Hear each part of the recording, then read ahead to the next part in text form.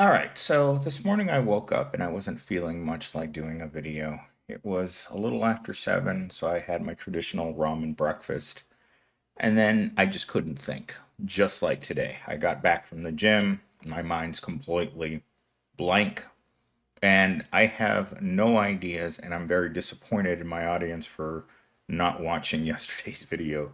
Literally, I woke up this morning and YouTube told me your audience doesn't seem to be very interested in your uploads. And I was just like, Jesus, one day you're going up, the next day you're going straight down.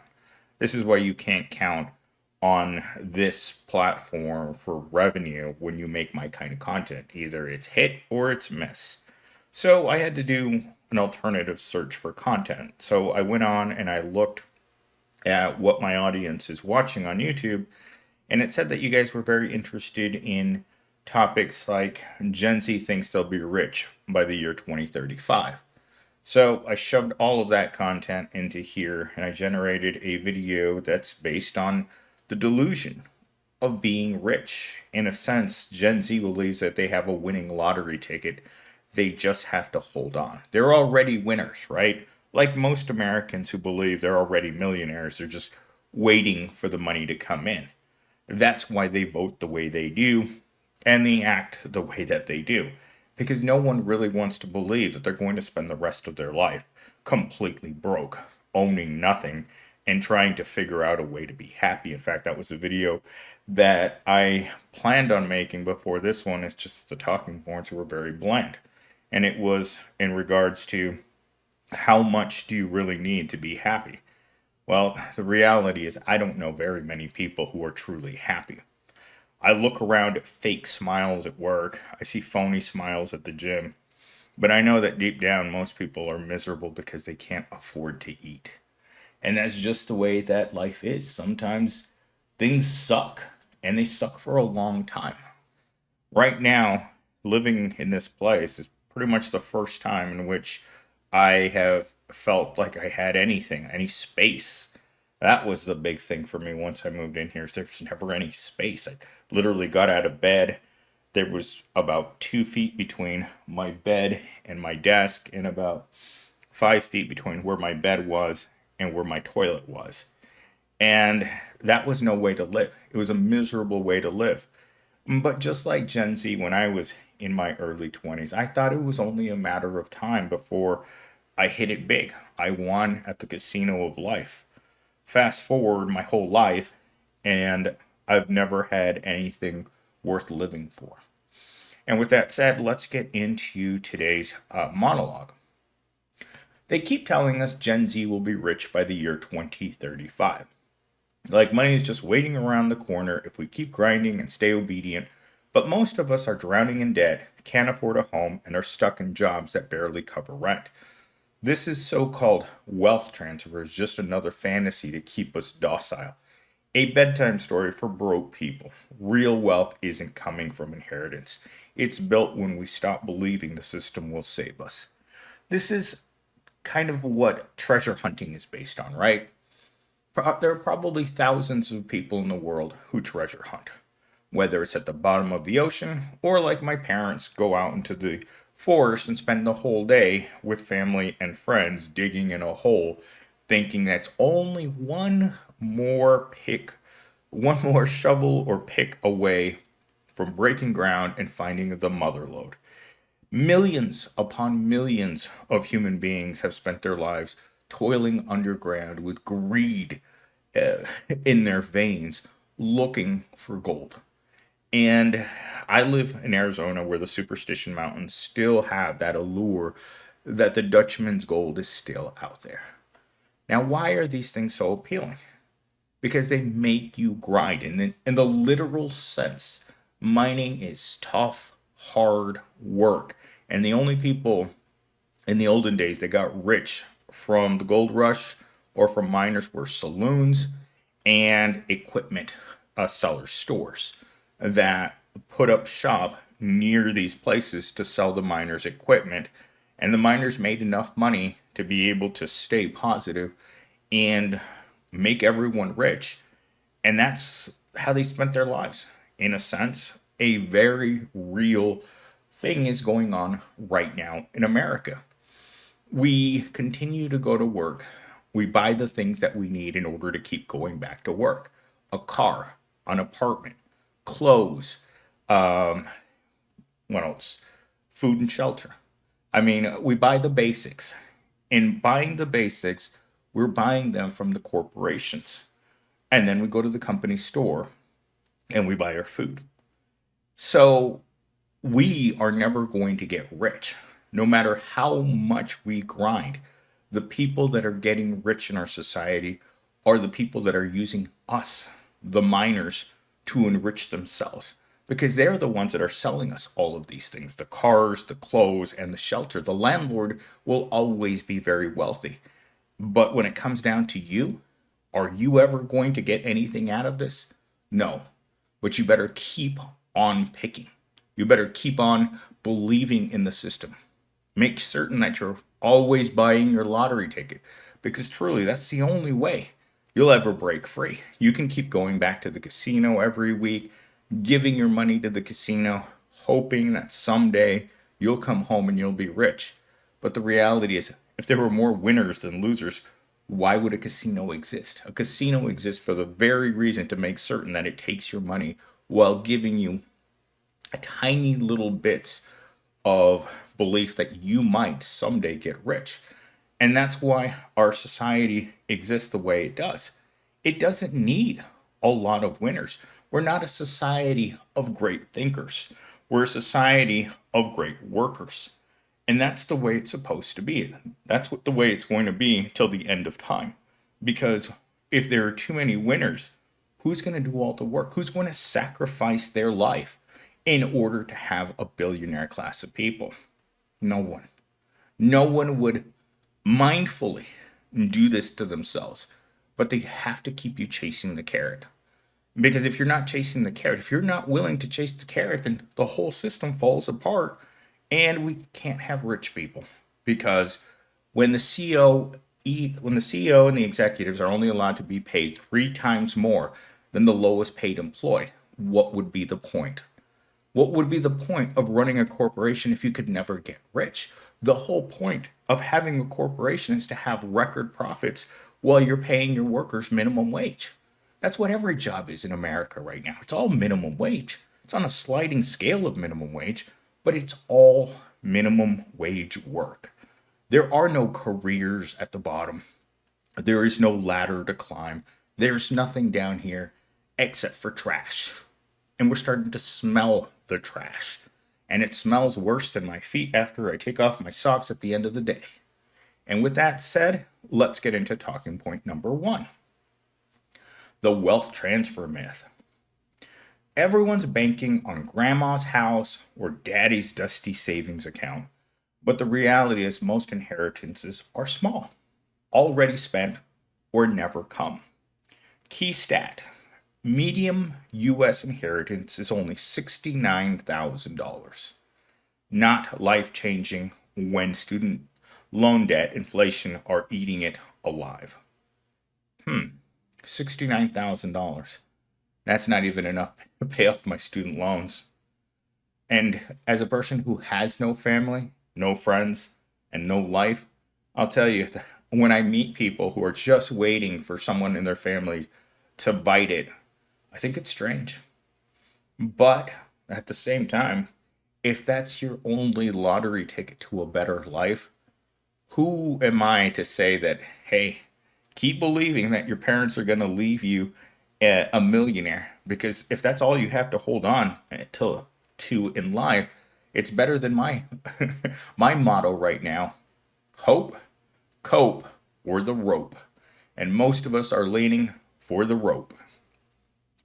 Talking point number 2: Bank of America says Gen Z incomes will rise, but that's inflated dollars. Wages going up 8% a year doesn't mean much if rent, food, healthcare rise by 10%. That's exactly what's happened at my Able Corp. There's been no significant raise for me in over 3.5 years. Inflation has gone up 10% every year. Our insurance premiums have doubled. And so you're kind of just like, okay, well, This wasn't good money 3 years ago. This wasn't good money 10 years ago. What I currently make was good money 20 years ago. And you're expecting complete loyalty. You're expecting for me to show up every day, work really hard, and keep chasing it. No. Most of us show up at work every day and we do a lot of workplace theater. We sit around, we push the keys on a button, we stare at our monitor, but the the numbers are very real. Why do you think most corporations are insisting a return to office? Because this workplace theater is even more bogus when people are sitting at home. Sitting at home, getting it on, smoking a doobie, drinking a beer. Who knows what they're doing? God only knows what they're doing. But the reality is that management, the executives all know that regardless of what you do at Evil Corp, they want you in that seat so that they can look over and look into your eyes and say, work harder. Because it's happened to me so many times in my life that I just kind of like look at these people like, the harder I work, the richer you get. What incentive do I have to even bother? And they'll look at you like, well, we're paying you. This is what they would tell us at when I worked at Walmart, when they would notice an employee just didn't have it, lost their motivation, wasn't, didn't care about work, wasn't working like the owner. They'd come up to you in a real quiet voice and they'd say something stupid. They'd whisper this in your ear. Doesn't Walmart pay your bills?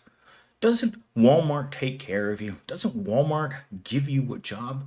The least you can do to pay back Walmart's to work really hard all day. And you just kind of look and you step back and you look at them and do you really think I'm that stupid? Do you really think that I'm going to fall for you making me feel guilty about not coming to work and putting it all out, burning myself out every single day for next to nothing? And they really thought their workers were that stupid. Because if there's something I've learned about working my entire life, is that corporate America doesn't like smart people. It wants the stupidest people it can hire for the minimal amount of money that they can pay them to keep them there for as long as they can. A person that's smart, a person that cares, is going to start demanding better everything: pay, benefits, environment. They're going to want to get rid of the toxic people right away. But Evil Corp loves toxic management. That's what they're all about. That's why these departments run like crap. That's why you have turnover in the 150% range.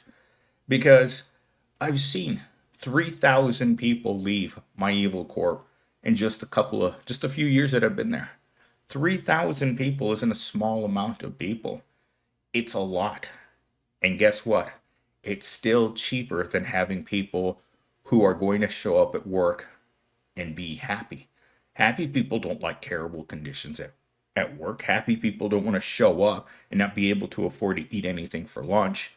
Happy people don't want to spend their weekends sitting in a dark room talking to a microphone because that's all they have.